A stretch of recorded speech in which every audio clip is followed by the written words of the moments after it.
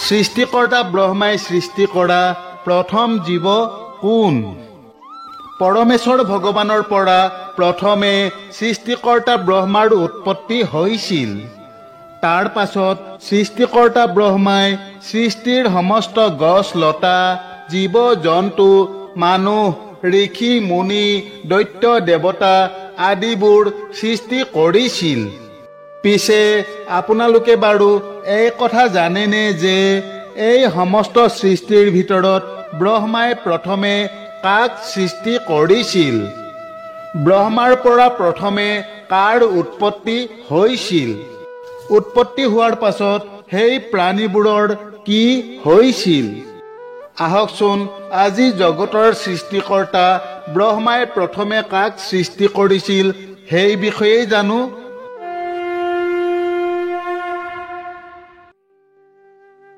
পৌৰাণিক ধৰ্মগ্ৰন্থ অনুসৰি জগত সৃষ্টিৰ মানসেৰে যেতিয়া পৰমেশ্বৰ প্ৰভু শ্ৰীহৰিয়ে চকু মেলি চাইছিল, তেতিয়া দেখা পালে যে সকলো ফালে মাথো পানী আৰু পানী। তেতিয়া ৰজু গুণৰ দ্বাৰা প্ৰেৰিত হৈ পৰমাত্মাৰ নাভিৰ পৰা এপাহি দিব্য পদ্ম অংকুৰিত হ'ল, যাৰ পৰা সম্পূৰ্ণ জলৰাশি দিব্য পোহৰেৰে আলোকিত হৈ পৰিল। সেই পদুম ফুলপাহিত ব্ৰহ্মা বিৰাজমান হৈ বহি আছিল। প্ৰভু শ্ৰীহৰিয়ে ব্ৰহ্মাক সৃষ্টিৰ ৰচনা কৰিবলৈ নিৰ্দেশ দি অন্তৰ্ধান হৈ পৰিল।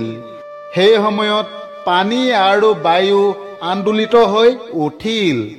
ব্ৰহ্মাই তপ শক্তিৰ দ্বাৰা সমস্ত বায়ু আৰু পানী পান কৰি থলে। তেতিয়া গগনব্যাপ্ত পদ্মৰ পৰাই 14 ভুৱনৰ সৃষ্টি হ'ল। 14 ভুৱন সৃষ্টি হ'ল, কিন্তু তাত থাকিব কোন? এই কথা চিন্তা কৰি ব্ৰহ্মাই পুনৰ ঈশ্বৰৰ ধ্যান কৰিলে।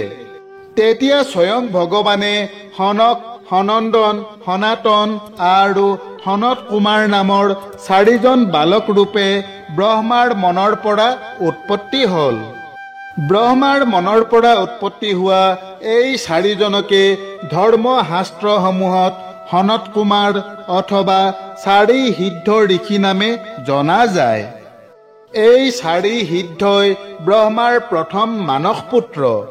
এই 4 সিদ্ধই হৈছে সৃষ্টিকৰ্তা ব্ৰহ্মাৰ সৃষ্ট প্ৰথম জীৱ।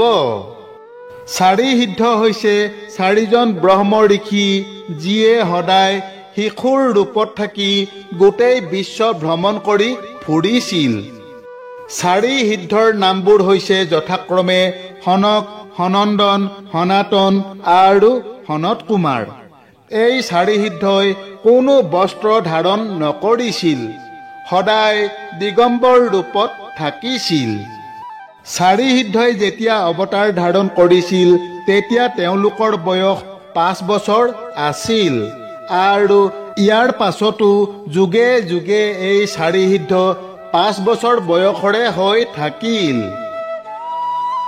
অৱতাৰ লোৱাৰ পাছত ব্ৰহ্মাই 4 সিদ্ধক ক'লে, হে পুত্ৰসকল, তোমালোক এই জগতৰ প্ৰথম সৃষ্টি, গতিকে মোৰ কথা শুনা। তোমালোকে সৃষ্টি বিকাশৰ বাবে যত্নপৰ হোৱা, মোক সহায় কৰা। ব্ৰহ্মাৰ কথা শুনি 4 সিদ্ধই ক'লে, হে পিতা, আমাক ক্ষমা কৰিব।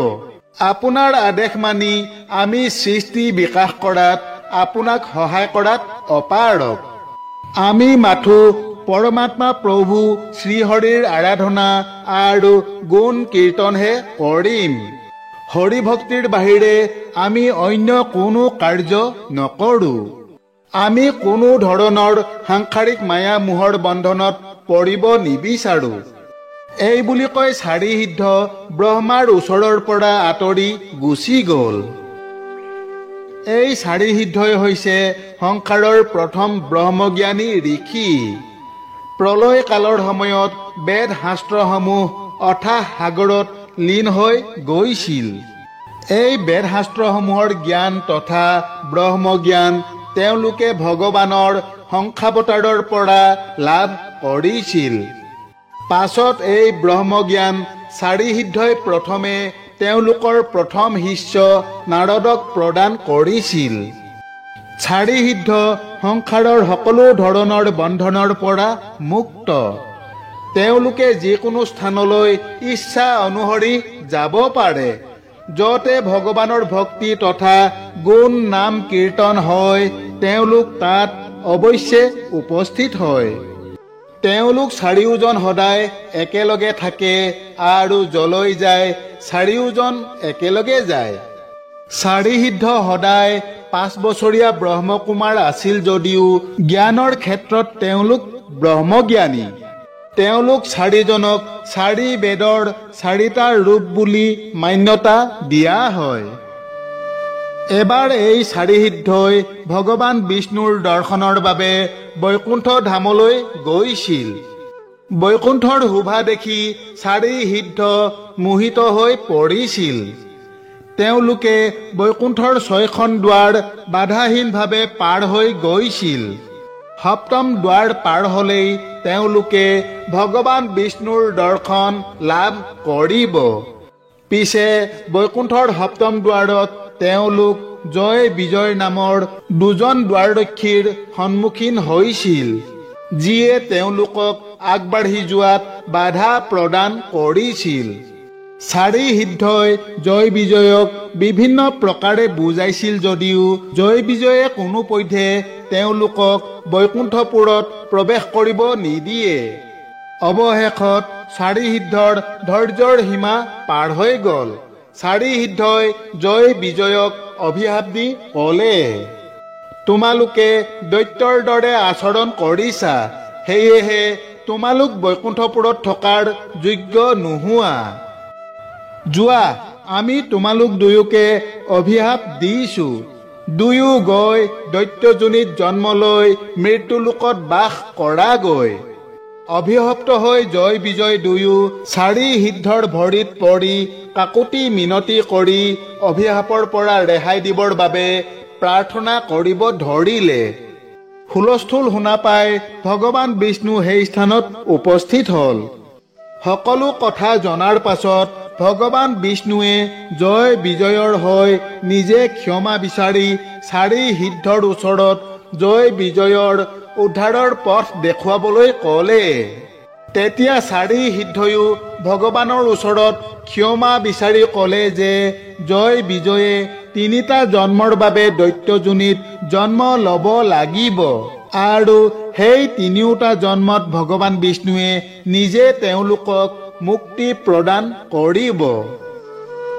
অভিশপ্ত হৈ জয় বিজয়ে প্ৰথমে হিৰণ্যাক্ষ আৰু হিৰণ্যকশিপু, দ্বিতীয়বাৰ ৰাৱণ আৰু কুম্ভকৰ্ণ আৰু তৃতীয় তথা অন্তিমবাৰ শিশুপাল আৰু দন্তবক্ৰ নামে মৃত্যুলোকত জন্ম লাভ কৰিছিল।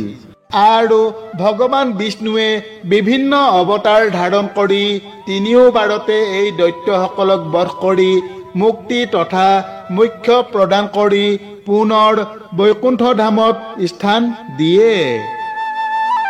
বান্ধৱসকল, এয়াই হৈছে সৃষ্টিকৰ্তা ব্ৰহ্মাৰ প্ৰথম সৃষ্টি চাৰি ব্ৰহ্ম ঋষি অৰ্থাৎ চাৰি সিদ্ধ অৰ্থাৎ সনত কুমাৰৰ কথা।